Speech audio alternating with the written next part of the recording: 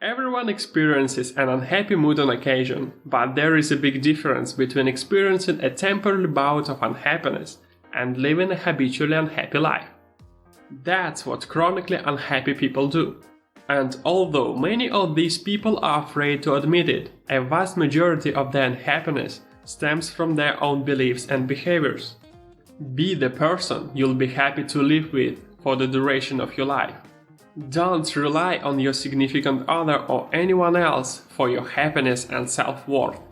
Know that our first and last love is always self-love, and that if you can't love and respect yourself, no one else will be able to either. In fact, you can end half your troubles immediately by no longer permitting people to tell you what you want. You have to put your life in your own hands. Others may be able to hold your happiness hostage temporarily, but only you can do it permanently. Life is often unpredictable. Some of the great moments in your life won't necessarily be the things you do. They'll be things that happen to you. That doesn't mean that you can't take action to affect the outcome of your life.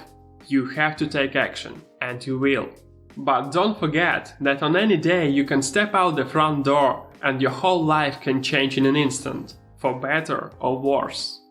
One of the hardest challenges we face in life is to simply live in our own skin. To just be right here, right now, regardless of where we are. Too often we needlessly distract ourselves with anything to keep us from being fully present in the current moment.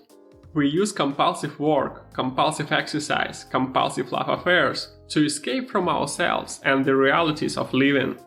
In fact, many of us will go to great lengths to avoid the feeling of being alone in an undistracted environment. So we succumb to hanging out with just about anybody to avoid the feeling of solitude. Being alone means dealing with our true feelings.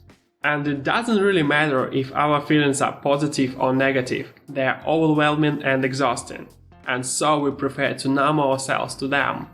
The bottom line is that we are all addicted to avoiding ourselves. Acknowledging this addiction is the first step to healing it. If you feel anxious because you constantly feel like you are missing out on something happening somewhere else, you aren't alone. We all feel this way sometimes, like the grass is greener somewhere else at this very moment. You could run around trying to do everything, and travel around the world and always stay connected and work and party all night long without sleep, but you could never do it all. You'll always be missing something, and thus it will always seem like something wonderful might be happening elsewhere. So let it go and realize you have everything right now.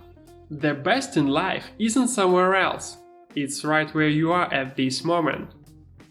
Good luck to you.